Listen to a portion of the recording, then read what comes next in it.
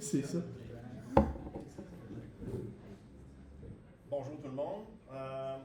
Je voulais vous présenter le conférencier, puis j'ai dit au conférencier, j'ai dit que tu devrais peut-être me présenter parce que je ne connais plus la moitié des gens ici maintenant. Je suis professeur retraité. On va sortir de ma retraite, Pierre Bergeron, pour venir vous présenter notre conférencier d'aujourd'hui, qui est mon ancien étudiant au doctorat, donc Antoine Bédard, qui est maintenant à l'université de Warwick, dans le groupe des Naines Blanches, avec, entre autres, Pierre-Emmanuel Tremblay, qui est aussi mon ancien étudiant, petite famille. Antoine a obtenu son doctorat en 2022, une thèse exceptionnelle. Il a remporté en 2003 le prix de la meilleure thèse de l'Union astronomique internationale dans la division G, qui est Étoiles et physique stellaire. Étoiles et physique stellaire, évidemment. Et l'année suivante, il a obtenu la médaille Plasquette, décernée à la meilleure thèse en astrophysique au Canada. Et donc, depuis 2022, il a le stagiaire postdoctoral, en fait, c'est un Research Fellow à l'Université de Warwick. Donc, au début, il avait une bourse postdoctorale du CRSNG, mais depuis 2025, il a obtenu un des prestigieux Warwick Prize Fellowship, qui est un prix donné par Philanthropie, tu me disais, probablement plus que ma subvention CRSNG. Aujourd'hui, il va nous parler, devinez, la physique des naines blanches révélée et révolutionnée par Gaïa. Donc, c'est les travaux qu'il fait depuis que les stagiaires postdoctoraux à l'Université de Warwick. Merci Pierre. Bonjour tout le monde. Je suis très content d'être de passage ici, de retour à l'Université de Montréal, pour vous parler de quelques résultats intéressants qu'on a eus dans le domaine des naines blanches dans les dernières années. C'est du travail qui a été fait en collaboration avec entre autres avec deux autres anciens de l'UDM, Simon Blouin et Pierre-Emmanuel Tremblay. Et essentiellement, moi, mon expertise, c'est que je modélise l'intérieur et l'évolution des étoiles naines blanches. C'est un sujet qui implique vraiment beaucoup de physique compliquée à cause de la densité très grande à l'intérieur des naines blanches. Donc, mon séminaire, plus spécifiquement, porte sur des résultats qu'on a obtenus grâce à Gaïa. Comme à peu près tous les domaines de l'astrophysique stellaire, Gaïa a vraiment révolutionné le domaine des naines blanches, nous a révélé des choses auxquelles on ne s'attendait pas, et ça a pris des travaux de modélisation pour comprendre ce qui se passait, et ça a vraiment révélé des nouvelles choses auxquelles on ne s'attendait pas du tout sur les naines blanches. Brève introduction pour commencer, juste pour être sûr qu'on est tous sur la même longueur d'onde. Les naines blanches sont le stade de fin de vie de la grande majorité des étoiles. Ce sont essentiellement des étoiles mortes. Quand une étoile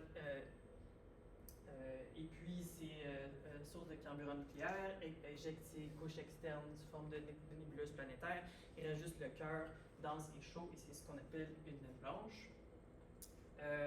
Donc, la plupart des naines blanches ont une masse autour de 0,6 masse solaire, mais comprimée à l'intérieur d'un rayon à peu près de 1 centième du rayon du Soleil. Donc, ça donne une densité extrêmement élevée et donc une gravité de surface de l'ordre de log G égale 8, c'est-à-dire à peu près 100 000 fois la gravité à la surface de la Terre. Comme je le disais, les naines blanches sont des cadavres stellaires, donc il n'y a plus de réaction nucléaire dans leur intérieur, ce qui veut dire que leur évolution se résume à un processus de refroidissement. Les naines blanches, typiquement, deviennent naines blanches avec des très hautes températures effectives d'à peu près 100 000 degrés, et elles se refroidissent jusqu'à environ 3 000 degrés sur à peu près 10 milliards d'années. Ici, c'est un diagramme HR théorique, donc luminosité, température effective, qui montre l'évolution d'une étoile similaire au Soleil. Et donc la phase naine blanche est ici. Les naines blanches débutent chaudes et lumineuses et se refroidissent avec le temps. Donc évoluent en haut à gauche, en bas à droite. Et ce processus de refroidissement-là est très utile parce que ça fait en sorte qu'on peut dater les naines blanches de manière très précise. Donc on a simplement à mesurer la température de surface pour connaître l'âge de la naine blanche. Et contrairement, ça c'est beaucoup plus facile à faire avec une naine blanche qu'avec une étoile, par exemple, comme le Soleil, qui maintient une température à peu près constante pendant 10 milliards d'années. Donc, c'est je pense que c'est la principale chose qui fait qu'on devrait s'intéresser aux naines blanches, c'est qu'en mesurant l'âge des naines blanches, on peut dater des populations stellaires de notre galaxie et même des systèmes planétaires. C'est un champ de recherche qu'on appelle la cosmochronologie. Je pense que c'est vraiment la principale application des naines blanches en astronomie. Bon, je l'ai dit, les naines blanches sont extrêmement denses, ce qui veut dire que dans leur intérieur, les électrons sont dégénérés, ce qui mène à une relation masse-rayon inverse, c'est-à-dire que plus une naine blanche est massive, plus elle est petite. Et donc ici, c'est le même graphique que précédemment, luminosité et température effective, qui montre plusieurs séquences d'évolution de naines blanches, donc les naines blanches évoluent dans ce sens-là. Mais c'est ça, donc plusieurs séquences à différentes masses, et on voit que les naines blanches moins massives sont plus lumineuses parce qu'elles ont un plus gros rayon. Autre propriété des naines blanches qui découle de la grande densité, c'est que les ions sont très fortement couplés. Donc le plasma à l'intérieur d'une naine blanche s'apparente à un liquide, et même à mesure que la naine blanche se refroidit, il y a une transition de phase de liquide à solide. C'est ce qu'on appelle la cristallisation du noyau, qui est montrée ici par une illustration d'artiste. Et donc la cristallisation des naines blanches, c'est un événement très important dans leur évolution parce que c'est une transition de phase qui libère de la chaleur latente, et donc ça libère de l'énergie qui ralentit le refroidissement. Et donc c'est important de tenir compte de ce processus-là si on veut dater les naines blanches correctement. Un truc qui va être important plus loin dans la présentation, c'est que le moment de la cristallisation dépend de la masse de la naine blanche. Essentiellement, une naine blanche plus massive va être plus dense, donc les interactions entre particules vont être plus importantes, et donc une naine blanche plus massive va cristalliser plus tôt. Et c'est ce qu'on voit ici sur cette figure-là. Donc la région en bleu montre la région du diagramme où on s'attend à ce que le cœur des naines blanches cristallise, et on peut voir que les naines blanches plus massives cristallisent avant les moins massives. Ça va être important plus tard dans ma présentation. Donc, la structure chimique des naines blanches est relativement simple. C'est un très gros noyau de carbone et d'oxygène qui représente à peu près 99% de la masse de l'étoile. Et ça, c'est entouré d'une mince couche d'hélium qui est elle-même entourée d'une mince couche d'hydrogène. Et donc, c'est très peu de masse qui est contenue dans ces couches externes-là. Mais cette enveloppe-là est quand même très importante parce qu'elle est opaque, ce qui veut dire que c'est l'enveloppe qui contrôle le taux auquel l'énergie peut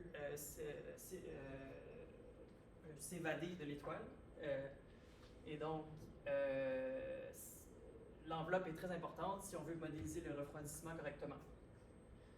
Et puisque l'enveloppe est opaque, ça veut dire que la région qu'on voit, par définition, qu'on appelle l'atmosphère, est extrêmement mince. L'atmosphère visible des naines blanches représente seulement 10 à la moins 14 de leur masse totale. Et donc, ça implique que quand on observe une naine blanche, on voit très souvent une atmosphère d'hydrogène pur. C'est tout ce qu'on peut voir. On ne voit pas les couches qu'il y a en dessous.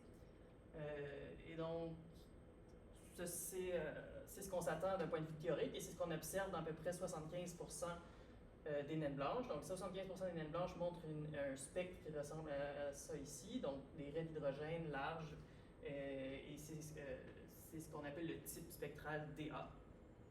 Par contre, il y a l'autre 25% des naines blanches qui ont plutôt une atmosphère d'hélium parce qu'ils ont perdu leur couche d'hydrogène dans une phase évolutive précédente. Et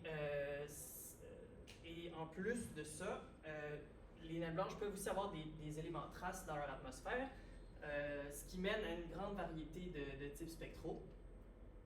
Mais pour les fins de ma présentation, tout ce que vous avez à retenir, c'est que atmosphère d'hydrogène veut dire type spectral DA, et atmosphère d'hélium, on va juste les appeler non DA pour garder ça simple. Mais il y a une grande variété. Par exemple, ici, ce spectre-là montre des bandes moléculaires de carbone. Et une naine blanche comme ça a une atmosphère dominée par l'hélium, mais trop froide pour exciter les transitions d'hélium. Et donc, c'est vraiment la toute petite quantité de carbone qu'on voit dans le spectre. Donc, c'est un exemple. Et la présence de ces éléments traces-là dans l'atmosphère des naines blanches est due à des mécanismes de transport des éléments. Il y en a plusieurs. Donc, premièrement, le fait que l'atmosphère est pure, une composition pure, est due à ce qu'on appelle le tri gravitationnel. Simplement, les éléments lourds coulent dans l'étoile à cause du champ de gravité très intense, ce qu'on appelle le tri gravitationnel. Mais il y a aussi des mécanismes de transport qui compétitionnent contre le tri gravitationnel. Par exemple, dans les naines blanches qui ont une atmosphère d'hélium, il peut y avoir une zone de convection assez profonde qui peut aller dredge up le carbone qui est plus profondément dans l'étoile, et c'est ce qui donne ces étoiles qu'on appelle des fumées, avec des raies de carbone. Dans ma présentation, je vais surtout me concentrer sur le tri gravitationnel, qui fait que les éléments lourds coulent, et le convective dredge-up qu'on appelle, qui est dû au fait que la zone de convection peut aller chercher les éléments profondément dans l'étoile et les amener à la surface. Donc, Gaïa, comme j'ai dit, Gaïa a vraiment révolutionné le domaine des naines blanches. Donc, grâce à Gaïa, on connaît maintenant 350 000 naines blanches, ce qui est une augmentation d'un facteur 10. Mais encore plus important, tous ces objets-là ont des parallaxes, donc on est capable de mesurer leur distance. Et ça, ça correspond à une augmentation d'un facteur 1000 par rapport au nombre de parallaxes qu'on avait avant. Et donc, Gaïa nous a vraiment donné, pour la première fois, un diagramme HR des naines blanches, qu'on peut voir ici et zoomé ici. Donc, essentiellement, il y a 5 ou 6 ans, c'est pour la première fois qu'on était capable de construire un diagramme HR des naines blanches. Et il y a eu quand même quelques surprises. Grosso modo, c'est pas mal ce qu'on s'attend, dans le sens que les naines blanches évoluent de ce coin-là ici à ce coin-là ici, parce qu'elles se refroidissent avec le temps. Donc, c'est essentiellement ce qu'on observe. Donc, cette espèce de séquence-là, c'est une séquence évolutive, essentiellement. Mais il y a aussi eu des surprises, donc des trucs qu'on ne s'attendait pas du tout. Premier feature, c'est que la séquence principale des naines blanches, comme ça, semble bifurquer en 2 branches, qui ont été appelées les branches A et B. C'est un peu subtil sur cette figure-là, mais j'ai une figure plus loin qui le montre un peu mieux. Et il y a aussi eu cette séquence ici transversale qui a été appelée la branche Q, où il semble y avoir une accumulation de naines blanches. Et donc ça, c'est des choses qu'on ne s'attendait pas du tout. Et c'est quand même surprenant parce que les naines blanches, une naine blanche, c'est quand même un objet astrophysique simple. Puis on avait la prétention de dire qu'on était capable de bien les modéliser. Mais Gaïa nous a dit que, en fait, non. Donc c'est un peu un exercice d'humilité, finalement. Et donc, on avait du travail à faire pour comprendre qu'est-ce que le diagramme HR Gaïa nous révélait, qu'est-ce qui manquait en termes de physique dans nos modèles.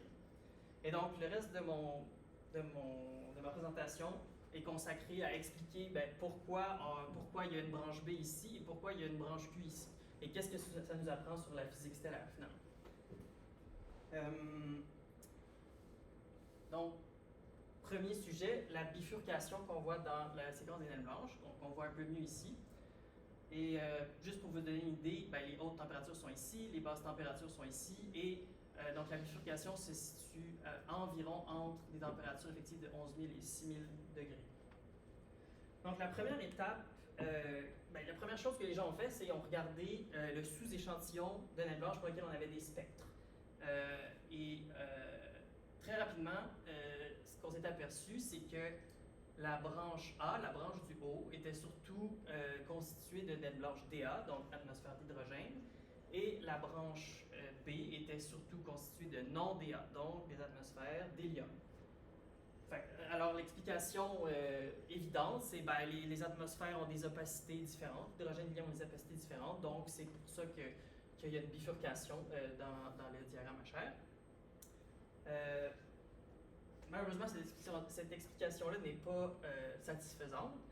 Si on modélise, si on crée des séquences évolutives de naines blanches, avec une atmosphère d'hydrogène pur, donc la séquence en rouge ici, oui, elle passe parfaitement par la branche du haut, mais pour une atmosphère d'hélium pur, la séquence passe en plein dans le gap. Donc, c'est pas ça l'explication.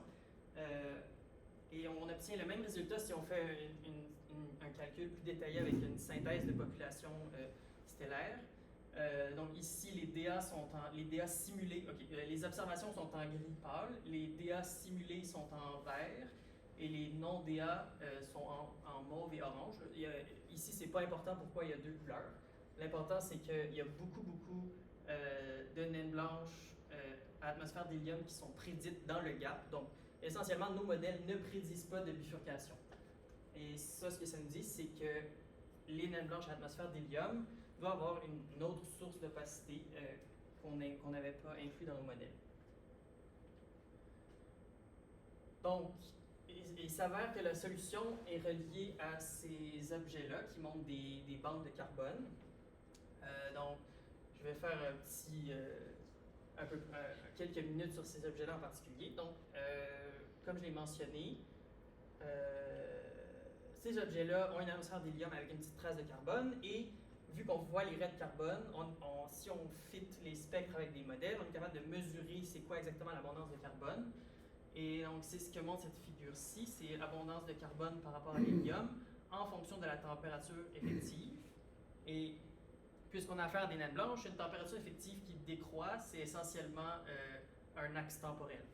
Donc ces naines blanches-là, si on les place dans ce diagramme-là, forment une séquence ici qui est juste au-dessus de la limite de détection spectroscopique.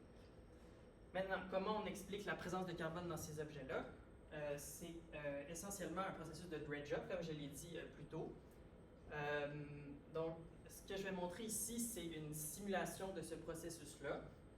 Sur l'axe Y, c'est essentiellement les abondances des différents éléments dans la naine blanche. Et sur l'axe des X, c'est une mesure de la profondeur dans l'étoile avec le centre à gauche et la surface à droite. Essentiellement, ce que veut dire cet axe-là, c'est une mesure de profondeur en termes de masse. Donc,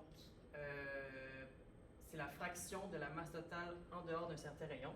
Donc, par exemple, moins 4 ici veut dire qu'il y a 10 à la moins 4 de la masse de l'étoile qui est à droite de ce point-là. Donc, c'est un axe qui vraiment étire les couches externes. Donc, tout ça ici, c'est l'enveloppe stellaire et ici, c'est le cœur de la naine blanche. Et donc, même si l'enveloppe représente seulement 1% de la masse, mais sur cet axe-là, on est capable de mieux la visualiser. On commence avec une naine blanche très chaude, dont l'atmosphère est un mélange d'hélium, carbone et oxygène. Et donc ça, c'est un petit vidéo qui montre comment ce profil-là chimique évolue avec le refroidissement. Donc, c'est parti, est-ce que ça marche? Oui. Donc, carbone et oxygène sont plus lourds, donc vont couler dans l'étoile. Mais à mesure que l'étoile se refroidit, il y a une zone de convection qui apparaît, et cette ligne-là ici montre le bas de la zone de convection. Plus l'étoile se refroidit, plus la zone de convection s'approfondit et éventuellement rattrape le carbone. Et puisque la convection produit du mélange très efficace, bien, essentiellement, le carbone est mélangé jusqu'à la surface. Et c'est pour ça que si on prend un spectre d'une naine blanche comme ça, bien, on va voir des bandes moléculaires de carbone. Et une fois que la zone de convection se stabilise, bien, le carbone recommence à couler dans la naine blanche. Si on compare ces prédictions-là aux observations, on obtient un très bon fit. Donc, c'est ce que montre la courbe en mauve ici, dans le même diagramme que j'ai montré précédemment. Sauf que ce que nos modèles prédisent également, c'est que si on varie les paramètres de la naine blanche, par exemple la masse ou la quantité initiale de carbone dans l'enveloppe, on prédit qu'il devrait avoir en fait, on prédit des abondances de carbone ici aussi dans le diagramme. Et je rappelle que la ligne pointillée, c'est la limite de détection spectroscopique. Donc, essentiellement, on prédit qu'il devrait avoir beaucoup de naines blanches avec du carbone dans leur atmosphère, mais qu'on ne la verrait pas si on regardait leur spectre. Et donc, le résultat clé ici, c'est que même si le carbone n'est pas détectable spectroscopiquement, il peut affecter la distribution d'énergie. Et c'est ce que je montre ici. La ligne pleine, c'est un modèle d'atmosphère. Donc ici, c'est le flux en fonction de la longueur d'onde. Donc c'est le spectre prédit pour une naine blanche sans carbone. et une naine blanche avec une petite quantité de carbone qui est pratiquement, qui est indétectable spectroscopiquement, mais ça a quand même un effet quand même assez important sur la distribution d'énergie et donc sur les couleurs Gaïa. Donc, si on inclut ça dans nos modèles, donc ça c'est la même figure que j'ai montrée précédemment où on ne produit pas de bifurcation, on ne prédit pas de bifurcation avec nos modèles, mais si on ajoute du carbone invisible spectroscopiquement dans nos modèles, à la place on prédit ça comme ça. Donc c'est quand même assez net. Maintenant, en incluant le dredge-up du carbone, on est capable de reproduire la bifurcation. Et donc, ce que ça nous apprend, c'est que finalement, ce processus-là de carbon dredge-up est beaucoup plus commun qu'on pensait. On pensait que c'était seulement un petit pourcentage, peut-être 5-10% des naines blanches qui ont ce processus-là, mais finalement, c'est beaucoup plus et c'est ce qui explique la bifurcation dans le diagramme HR Gaïa. Donc, c'est le premier résultat dont je voulais vous parler.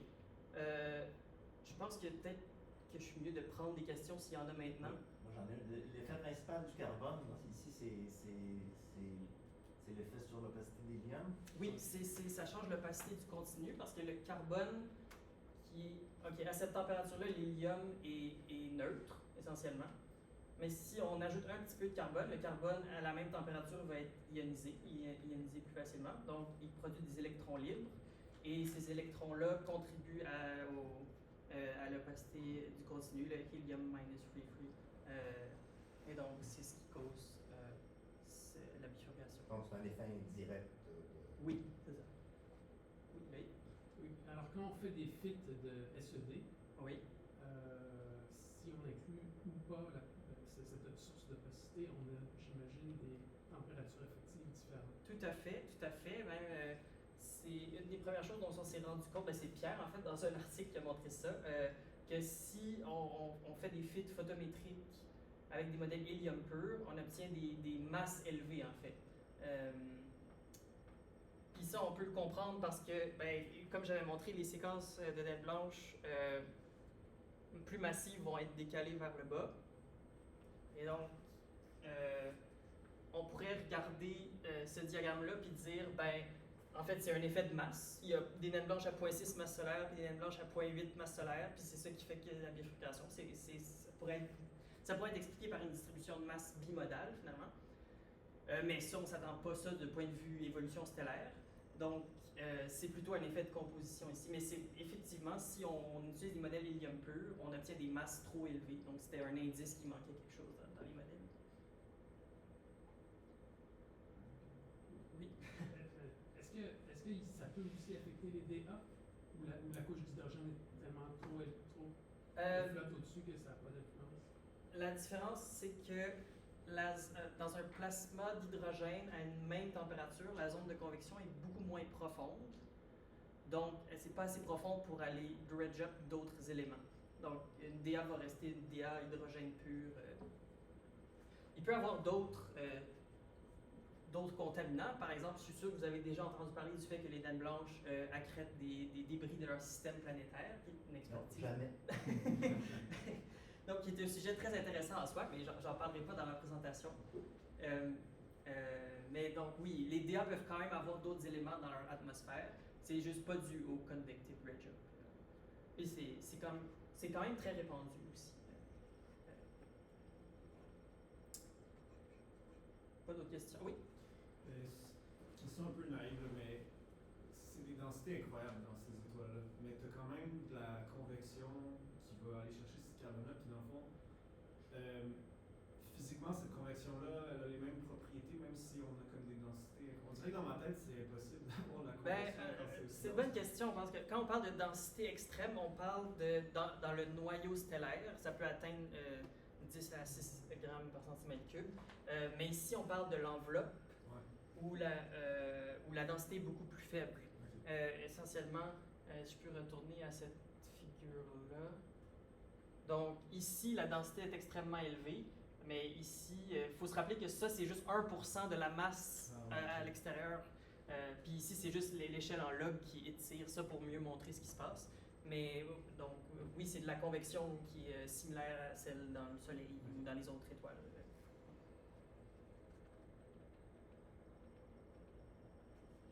Pas d'autres questions? OK, partie 2. Et si vous étiez parti dans la Lune, maintenant c'est le temps de revenir, parce que c'est la portion vraiment intéressante de mon talk. Donc, la branche Q, qui a été appelée la branche Q ici, contrairement à la branche B, elle n'est pas parallèle aux séquences évolutives. C'est une séquence transversale ici, qui couvre des masses. Donc, et cette séquence-là se situe sous la séquence principale, donc ça veut dire que ce sont des naines blanches plus massives, comme j'avais expliqué. Et donc, les masses sont à peu près entre 0.7 et 1.3 masses solaires, donc près de la masse de Chandrasekhar. Et bien, vu que ce n'est pas parallèle aux séquences évolutives, ici, l'interprétation, c'est que, en fait, les naines blanches massives commencent ici, se refroidissent et semblent s'accumuler ici. Donc, il y a clairement quelque chose qui affecte qui ralentit leur refroidissement, finalement.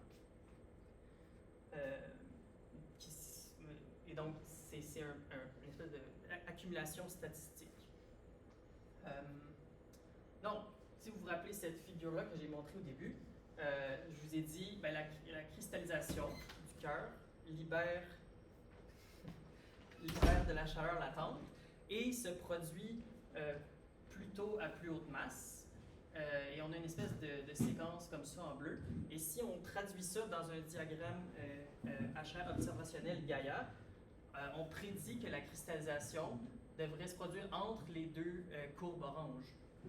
Donc ça matche parfaitement avec où on voit une surdensité de naines blanches. Donc encore une fois, l'explication évidente, c'est ben, la cristallisation libère de la chaleur latente, ça ralentit le refroidissement, donc les naines blanches s'accumulent, fin de l'histoire. Mais en fait, non. Si on regarde de plus près, cette explication-là ne fonctionne pas. Donc ici, c'est le même diagramme couleur magnitude Gaïa, où on met l'accent sur les naines blanches les plus massives, donc plus qu'une masse solaire. Et si on fait une synthèse de population stellaire avec nos modèles, incluant l'énergie libérée par la cristallisation, on obtient quelque chose comme ça. Donc, ici, il y a beaucoup plus de points que dans les observations, mais ce n'est pas ça l'important. L'important, c'est qu'il n'y a pas du tout d'accumulation ici. Et donc, ce que ça nous dit, c'est que ben, la chaleur latente de la cristallisation est vraiment pas suffisante pour expliquer l'accumulation qu'on voit ici. Et donc, il y a une certaine fraction des naines blanches doivent avoir un délai dans leur refroidissement, un délai additionnel qui cause leur accumulation. Et ici, cette phrase-là est volontairement vague parce que, en fait, il y a deux scénarios possibles. Soit toutes les naines blanches ont un petit délai additionnel et s'accumulent ici, ou une petite fraction des naines blanches a un très long délai, ce qui fait qu'elles restent là très longtemps et elles sont surreprésentées finalement dans le diagramme HR parce qu'elles restent là très longtemps. Et ça, ces deux scénarios-là sont complètement dégénérés si on regarde seulement le diagramme HR, mais on peut briser cette dégénérescence-là en regardant la cinématique. La cinématique est un indicateur indépendant de l'âge. Donc, les populations stellaires plus vieilles ont une dispersion de vitesse plus élevée. C'est un résultat bien connu. Et ben, si on regarde uniquement le diagramme HR, ben, les naines blanches ici devraient être relativement jeunes. Ce sont des objets massifs qui ont quitté la séquence principale comme ça. Puis elles sont encore relativement brillantes, donc on s'attend à ce qu'elles soient environ 1 milliard d'années. Si on regarde leur vitesse tangentielle, qui est aussi une quantité fournie par Gaïa, il y a énormément d'objets avec des très hautes vitesses sur la branche Q. Et ça nous dit qu'elles sont en fait beaucoup, beaucoup plus vieilles que ce qu'on s'attend sur la base seulement de leur position dans le diagramme HR. Et cet article-là a fait une analyse statistique détaillée et la conclusion, c'est que ben, c'est le deuxième scénario dont je vous parlais qui s'applique ici. Il y a une petite fraction des naines blanches qui arrête de refroidir pour presque 10 milliards d'années, si on combine le diagramme HR et la cinématique. Et ici, c'est une petite animation que j'aime beaucoup qui montre exactement ça. Donc, la population en bleu, c'est des naines blanches normales qui se refroidissent continuellement, mais une petite population en rouge qui essentiellement s'arrête à cet endroit-là du diagramme HR pour plusieurs milliards d'années. Puis là, ça en particulier, il y a beaucoup de gens qui ont haussé les sourcils quand ce résultat-là est sorti, parce que, bon, les naines blanches, pas de réaction nucléaire. Quelle sorte de source d'énergie peut arrêter le refroidissement pour 10 milliards d'années? Donc, je pense que c'est la grosse question dans le domaine des naines blanches des dernières années. Et ben, on a trouvé la solution. Donc, c'est ça. C'est ce dont je vais parler pour le reste de ma présentation.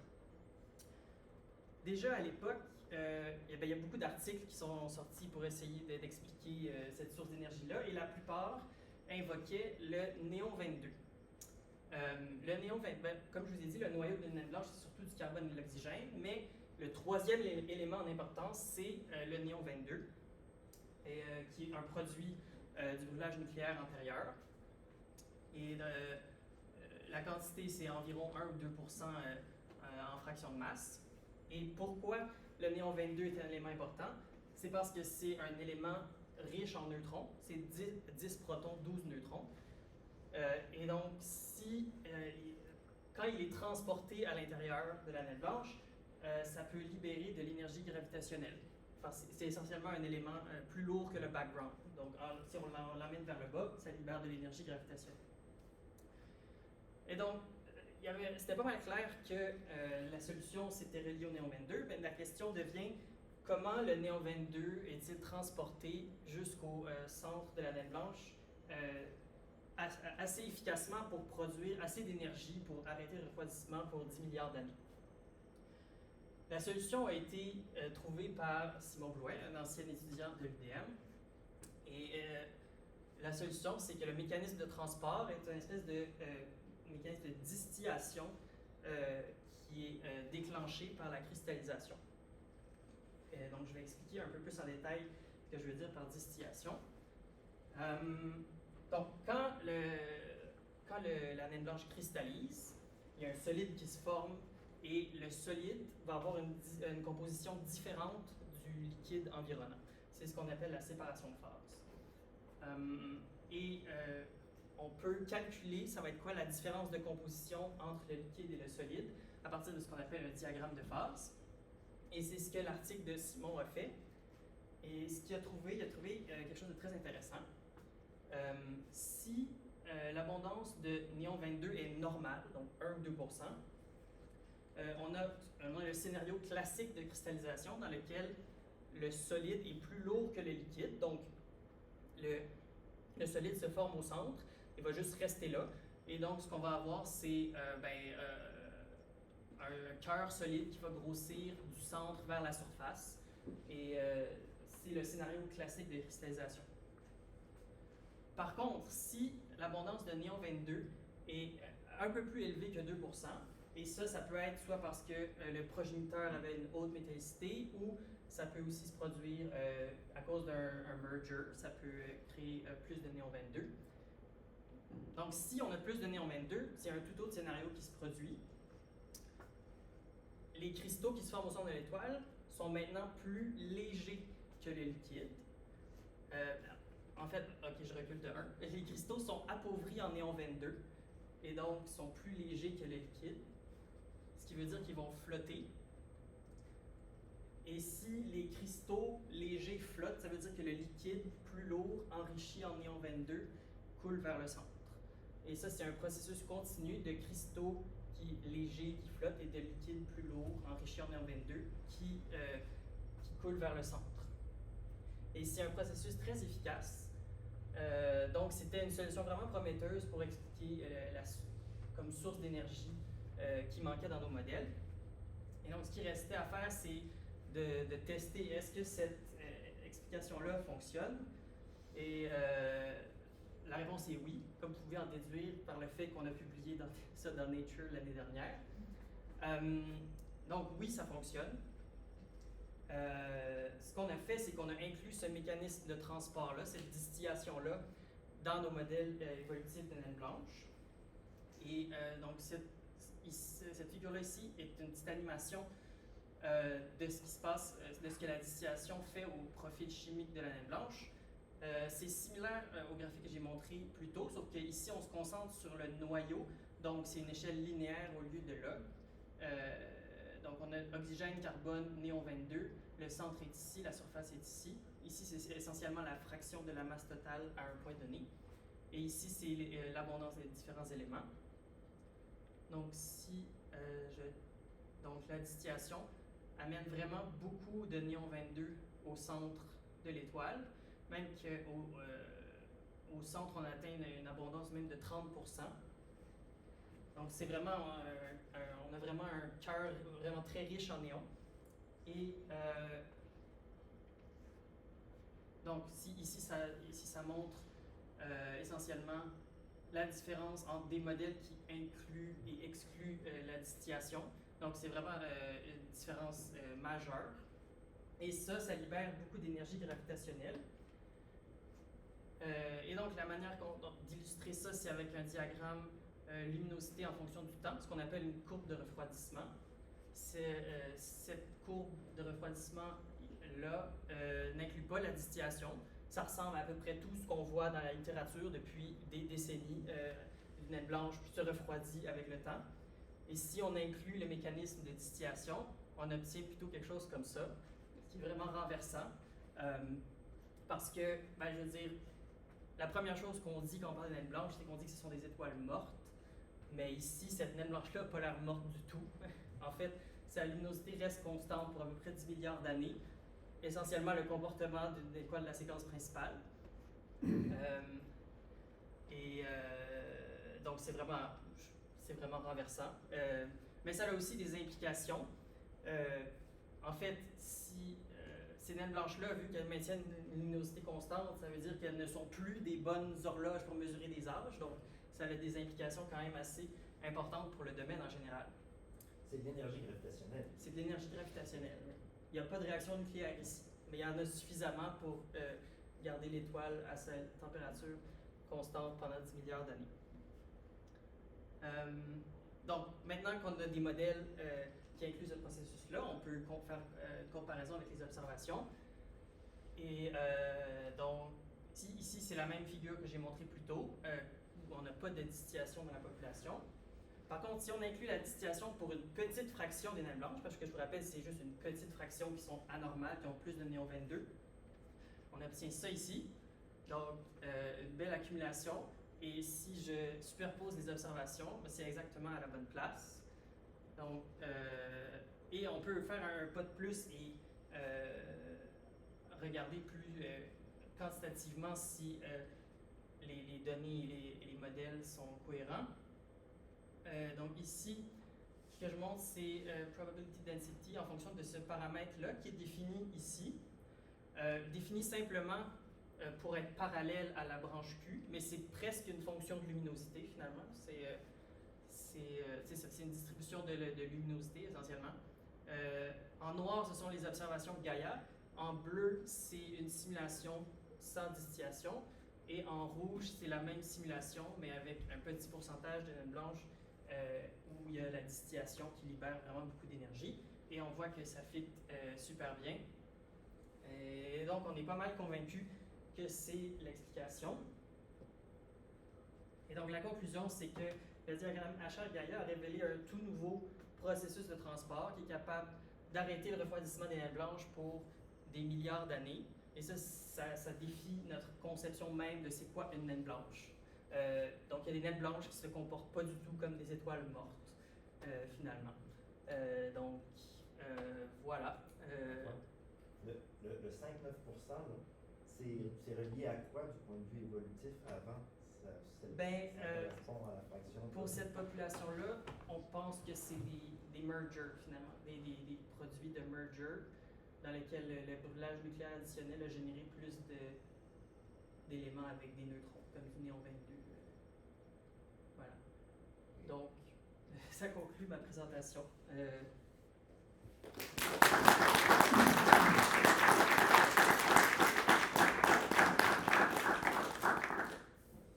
Merci Antoine.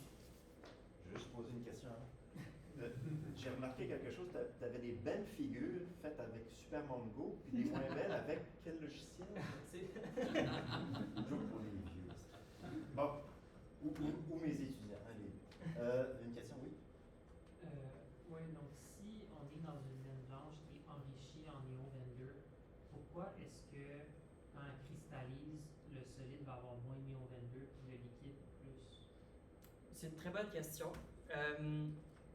En gros, c'est relié au fait que la structure cristalline est plus... C'est essentiellement des interactions de Coulomb qui font... C'est la force électrique finalement qui fait que le noyau va cristalliser.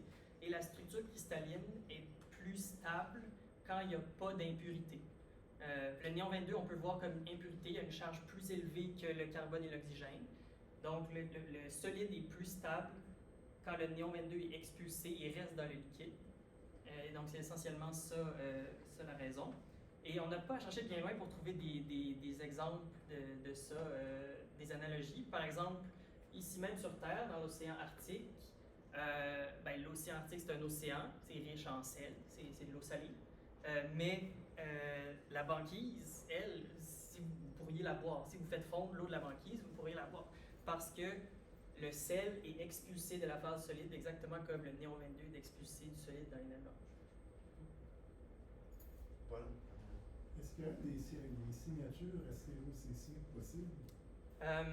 On avait une phrase dans notre article initialement qui mentionnait cette possibilité-là, puis on se l'est fait enlever par un des referees.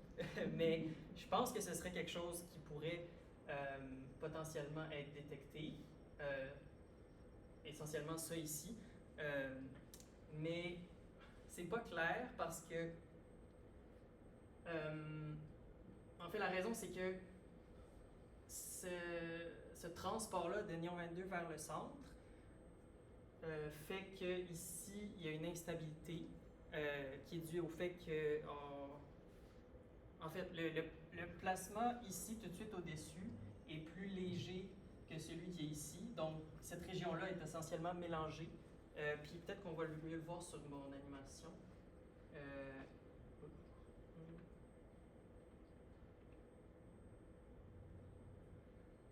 Donc, essentiellement, toute cette zone-là est mélangée. Comme on peut voir, le profil de composition est plat. Et donc, c'est pas clair que les ondes de gravité peuvent traverser cette région-là. C'est encore liquide? Oui. Mais la convection... Enfin, notre referee nous a dit que c'était pas clair si c'était possible à cause justement du mélange qu'il y avait au-dessus du cœur riche en néon. Dans un environnement qui est thermalement instable de la convection, les modules sont évanescents, loin amortis. Oui, c'est ça. C'est pour ça qu'on a tellement de misère à les voir dans le soleil. C'est ça. Et c'est le même problème ici. Oui, c'est ça. Yo. Pour sauver là, la chronocosmologie, moi, ce que je comprends, c'est que les naines blanches donc, qui évoluent jusqu'à avant arriver à cette zone-là pourraient potentiellement être encore utilisables pour la chronocosmologie parce qu'ils ne sont pas rentrés dans cette phase-là. Oui, tout à fait. Mais toutes celles qui viennent après, qui ont évolué passé ce point-là, là, il y aurait potentiellement... En fait, c'est pas si mal. Comme tu as tout à fait raison de dire que celles-là sont tout à fait correctes. Celles-là aussi, parce que si elles étaient delayed, si elles avaient, elles seraient ici. Donc, on sait que celles-là sont probablement safe. Par contre, toutes celles qui sont sûres... À cause de l'âge de l'univers, fondamentalement. C'est ça, oui. C'est ce qui nous sauve en ce moment. Okay. Par contre... Ouais. Enlève les époires massives puis tu travailles avec le reste. C'est pas clair si... ça, j'en ai pas parlé, mais c'est pas clair s'il n'y a pas un délai dû à la distillation pour les naines blanches de 0.6 masse solaire aussi. Mais le délai serait peut-être de 1 milliard d'années, ce qui est moins pire, mais quand même, si on fait des erreurs de 1 milliard d'années sur les âges, c'est problématique. Mais pour compléter aussi cette réponse-là, on peut aussi utiliser un échantillon de naines blanches de manière statistique pour la cosmochronologie, par exemple pour mesurer le taux de formation d'étoiles en fonction du temps. Puis, si, mettons, on n'inclut pas de distillation dans nos modèles, puis qu'on voit une distribution de luminosité comme ça, ben, on serait porté à conclure que ben, il y a beaucoup de naines blanches à une luminosité donnée, donc il y a eu un burst de formation stellaire à un certain temps dans le passé. D'ailleurs, il y a des articles qui ont claim que c'était le cas. Mais donc, si on est capable d'inclure ça dans nos modèles, puis de bien modéliser la distribution de luminosité, ben là on redevient capable de dire quelque chose sur le taux de formation stellaire d'un point de vue statistique. Donc, il y a quand même des... c'est pas complètement noir comme perspective. Moi, je vais faire piggyback sur cette question-là, parce que là, tu dis, ça se peut qu'il y ait un effet à masse plus faible de distillation à 0.6 masse solaire. Oui. Mais ça, c'est du point de vue théorique, mais quand je t'ai posé la question tantôt, pourquoi c'est 9%, tu as dit les mergers. Oui. Mais donc, il faut que tu aies des conditions aussi pour, je ne sais pas, un phénomène inévitable pour une naine blanche, n'est-ce pas? Ben, c'est peut-être... Ok, je vais montrer cette slide-là qui est dans l'article de Simon. Essentiellement... Ça, c'est pas super bon. Quand on a beaucoup de néon 22, on a le scénario ici. Oubliez cette figure-là, c'est le diagramme de phase, j'ai pas envie d'embarquer là-dedans. Mais essentiellement, quand on a beaucoup de néon 22 à la base, on se retrouve avec un cœur riche en néon entouré d'un plasma carbone-oxygène. C'est ce que j'ai montré dans la présentation. C'est ce dont j'ai parlé dans la présentation. Par contre, quand j'ai dit qu'il n'y a pas de distillation quand on a une abondance normale de néon 22, c'est pas tout à fait vrai. En fait, c'est pas encore clair. C'est possible que dans ce cas-là, le cœur commence à cristalliser normalement. Donc, on a un cœur solide qui grossit de l'intérieur vers l'extérieur. Et c'est possible qu'à un certain point, la distillation commence autour de ce cœur solide-là et on se retrouverait avec une coquille riche en ions à la place.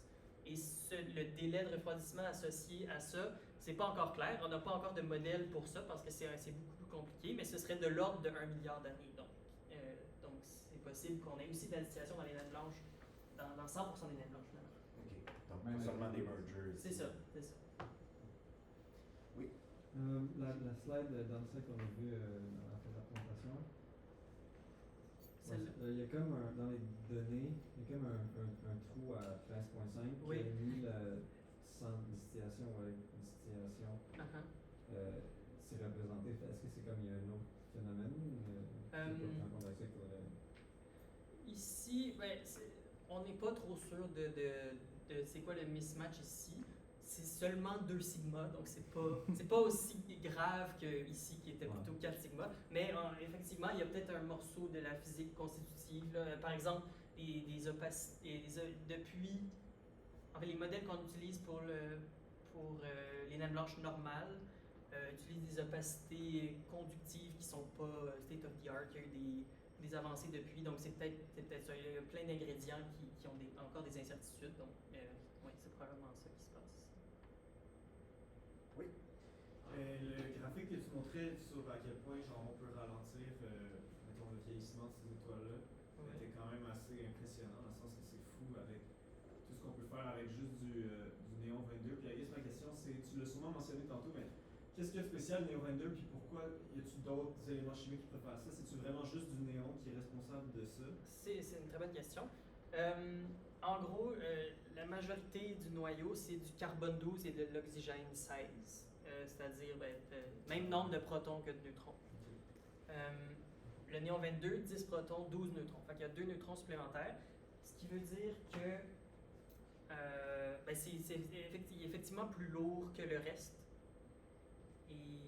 Et donc, si on le prend et on l'amène vers le bas, ça libère de l'énergie gravitationnelle. Il y a d'autres... Le néon 22, spécifiquement, est important parce que c'est le plus abondant de ce type d'éléments-là. Par exemple, il y a aussi le fer 56 dans les naines blanches qui pourrait faire ça, mais c'est une fraction de pourcent, donc ça n'a pas un aussi gros effet sur le refroidissement. Ceci dit, il y a un autre élément qui potentiellement peut contribuer, qui est le magnésium 26, mais c'est vraiment le néon 22 qui est le plus gros contributeur. Merci. Dernière question? Ok, moi juste un commentaire quand je regardais ton introduction. Quand j'étais au baccalauréat, je voulais m'en aller en astrophysique, puis finalement, je travaillais avec Gilles Fontaine, je trouvais ça ridicule que son centre d'intérêt, ça soit les 50 km de la couche supérieure de Sirius B. Alors que moi, toute ma carrière, c'était les 10 premiers mètres de la couche de Sirius B. Donc, Ouais, oui, le 10 à la moins 14. Ton 10 à la moins 14, voilà, c'est là que ça se passe. Merci Antoine. Merci.